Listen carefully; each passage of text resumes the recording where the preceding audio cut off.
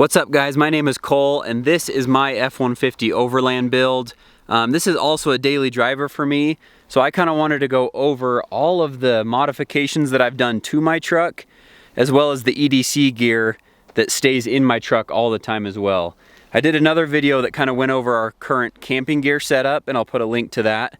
But this is kind of just the exterior mods as well as gear that stays in there all the time, even when we're not on an overland trip or a weekend camping trip. All right, we'll start right here on the front and kind of work our way around the vehicle. So this bumper right here I ordered it from American Trucks. It's from a company called Barricade. This is the Barricade HD bumper. HD Off-Road, I think is what it's called. And it comes with fog lights as well as part of the bundle that you buy on American Trucks. This winter, I have a YouTube video about it, but I had a snowplow hit me in a parking lot, and it kind of crushed my front end. And so I decided to upgrade to a bumper rather than pay to, an aftermarket bumper, I should say, rather than paying to put a new stock one on. So when I was looking at bumpers, I really wanted something that would kind of give it a pre-runner look, something that was low profile and had sharp edges to it. And so I didn't necessarily want something big and bulky, which there was plenty of options that route as well. I didn't want any brush guards or anything, so this is what I ended up going with. It was really hard to know what it was going to look like without having it on the truck, and then once it got on there, it ended up looking really good. So I've been really happy with that bumper, and it's helped a lot with approach angles. It's actually even saved us sometimes in some trees, just because it's so much stronger. Trees are able to deflect off of it a little better when we've been in some really tight situations. So that's been a good choice. The pod lights that come with it are decent. They're actually not great. I could switch them out for some brighter ones, so that they aren't, I can actually, they're just a standard fog light. I can usually run them even when I'm around other cars, because they're not super bright. So but I have other lighting as well that kind of helps with that. Attached to the bumper, I have some red shackles under there. So you actually have to replace those brackets. So the brackets that those red shackles hang from, I ordered a pair on Amazon that is the actual bracket. So the factory ones, the bracket and it's not a shackle, it's just kind of a U-shaped tow hook, are all one piece. You can order the bracket on Amazon, or a couple other company. I know Rough Country makes a set as well. Then you get shackles from wherever you'd like, and then those kind of attach there. So that's kind of been handy, plus it looks pretty good. These are aftermarket headlights. The person I bought this from installed these, so this is not something I did, but they kind of have the halos. So even though this is an XLT trim level, I have those halo headlights there. Up here we have some pod lights. I got these at an Overland Expo for a deal, so they're kind of just a Chinese company. So nothing expensive or crazy or high end, but I forgot how many lumens those push. But they do a really good job, and they're quite a big pod light, so I've been pretty happy with those. I just replaced my factory running boards. I hated the look of those plastic stock running boards, and so I ended up getting a pair of Raptor running boards, just because they look so much better. They have a better grip texture on them, and that's what I ended up going with here. I probably should have started with this, as it's the most important thing, but I'll go over my wheels and tires and suspension on this thing. So I run a 17-inch Fuel Militia wheel, and then for tires I run a 35-inch tire. They are from Falcon, so they're the Falcon Wild Peak AT3Ws. Like I said, in a 35-inch tire. So yeah, those are just a really good tire, and I've been really happy with those in all the conditions. So I just upgraded to this Rough Country Vertex suspension. It's a 3-inch lift, and it has adjustable reservoirs on all four, on both the front two coilovers and the rear shocks. All have independent reservoirs that adjust from number 1 to number 8 for ride comfort. So they do really well, and when you really push this thing and get it going fast and rallying, that suspension really puts in some work, and I've been pretty happy with it. All right, back here for the rack and tent setup. The racks that I run are from a company called KB Voodoo. So they run racks that are compatible with tonneau covers. So the tonneau cover I run is an Amazon one from a brand called Tiger.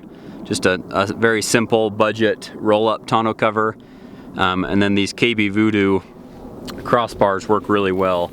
I have a really big tent right now, and it's a pretty heavy tent as well. And so I ended up buying a third bar from KB Voodoo.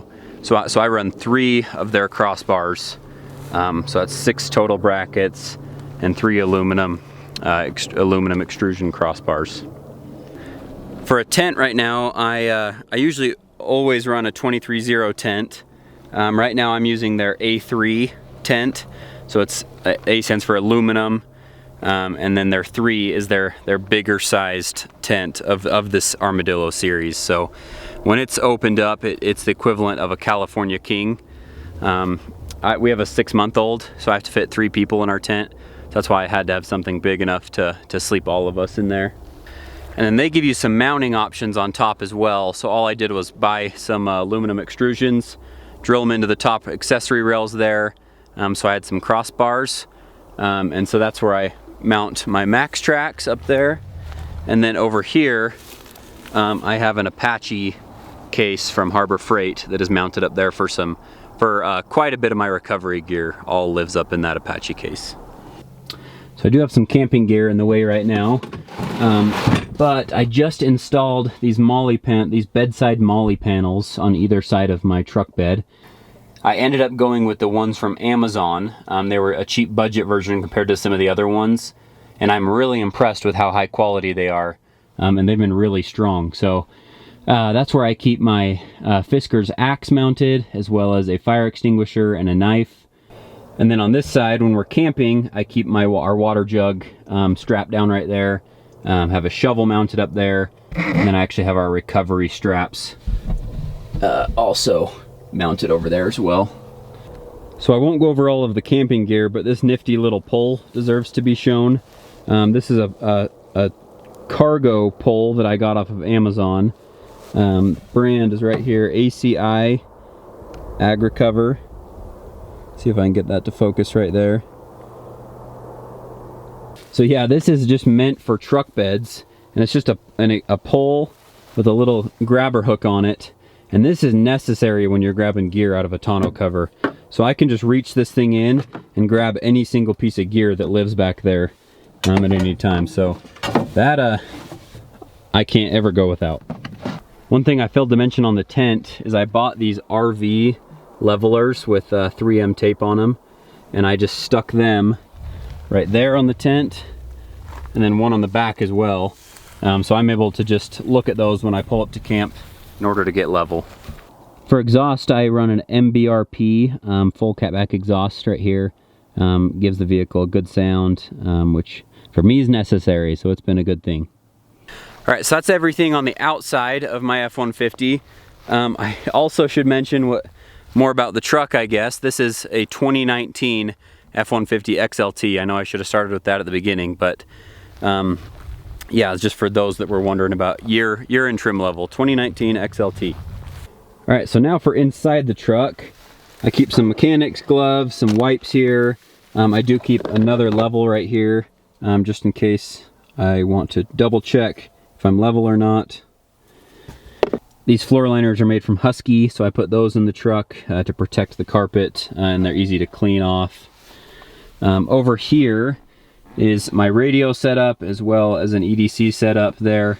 So this is the Midland MXT 115 radio. So it's just hardwired in from a 12-volt connection. So all that sits right there. And then there's an antenna that runs outside to give you more extended range.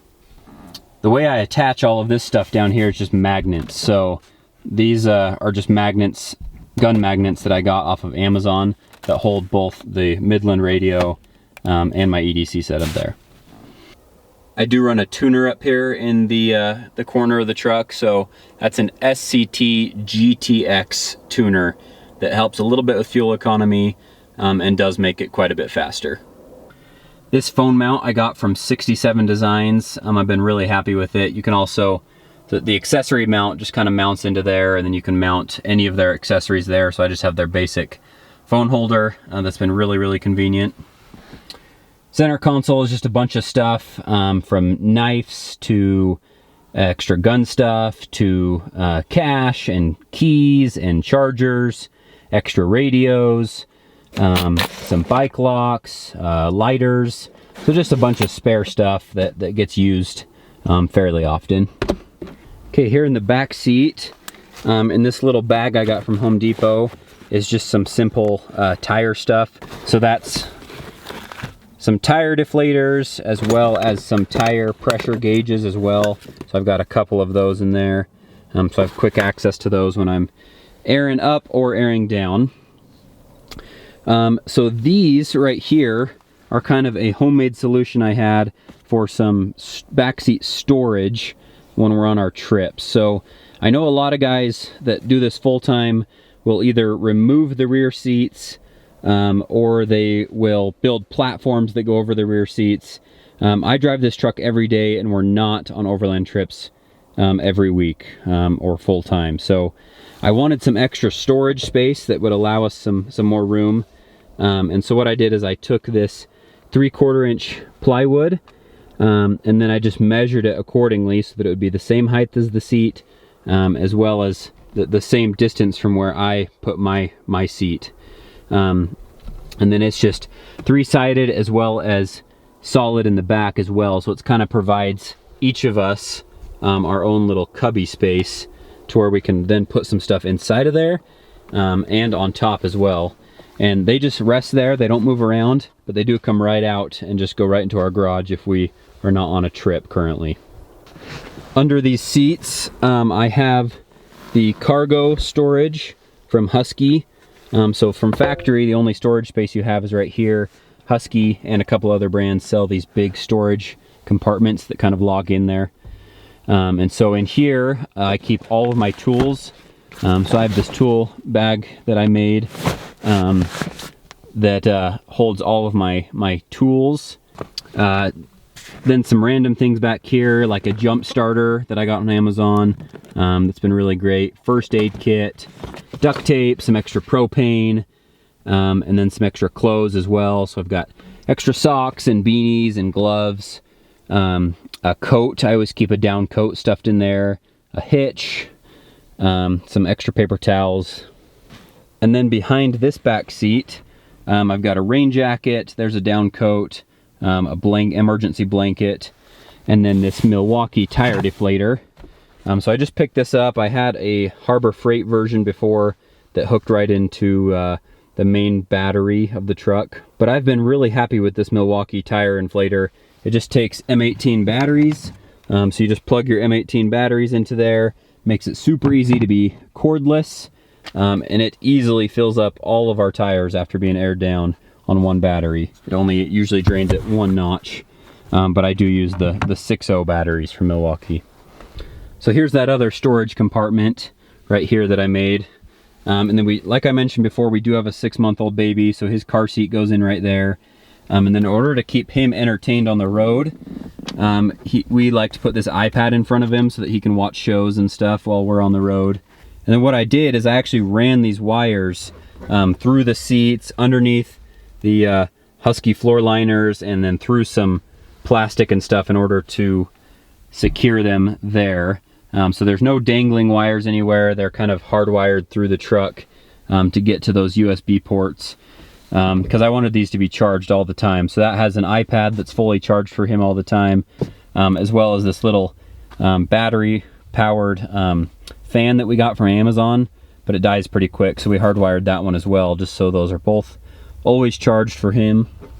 And then lastly, behind this main seat, we just keep the rest of our recovery gear, mainly stuff to change a tire. So that's our tire irons, as well as an aftermarket bottle jack, some blocks, and a few other things there.